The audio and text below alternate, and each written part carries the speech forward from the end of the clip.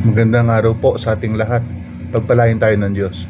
Sa ating pong pagninilay ngayon sa mabuting balita ayon kay San Mateo, sinasabi sa atin ni Jesus na magaan ang kanyang pamatok.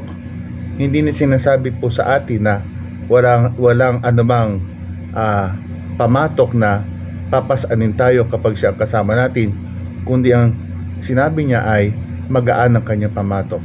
Ang ibig sabihin, kapag tayo ay na kay Jesus, meron man tayong mga dinadala sa araw-araw, mga pasanin, mga alalahanin, ang mga ito ay kahit paano'y gumagaan, sapagkat alam po natin na hindi tayo nag-iisa.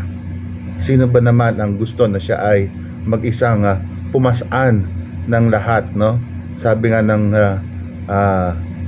pamagat ng isang pelikula noon, pasaan ko ang daigdig, no? Sa ating buhay, ano ba ang ating naririnig o pinakikinggan na mensahe ng Panginoon Diyos? Ano ang mensahe sa akin ng Panginoon ngayong araw? Ano ang mga pasanin ko sa buhay? Siya ba ay aking hinihiling na ako ay tulungan? Ako ba ay napapatulong sa ating Panginoong Hesus?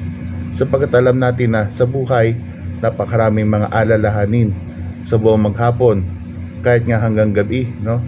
At ang mga ito ay kumbaga nandyan lamang. Kapag wala si Jesus, lalo bumibigat ang mga problema.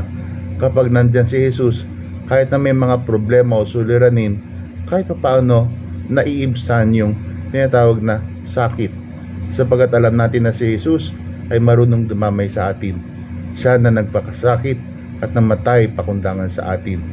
Maganda po na isipin natin sa araw na ito, ano ang aking mga pagkakataon na ibinibigay ko kay Jesus.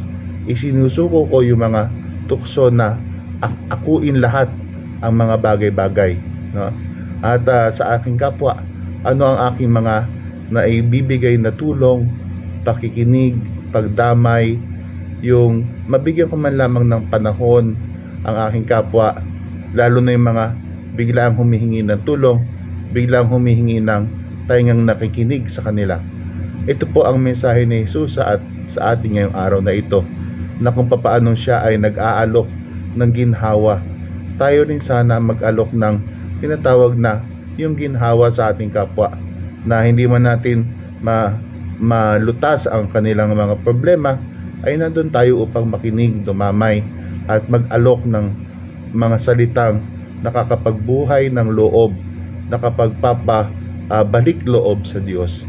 Pagpalain tayong lahat ng Diyos.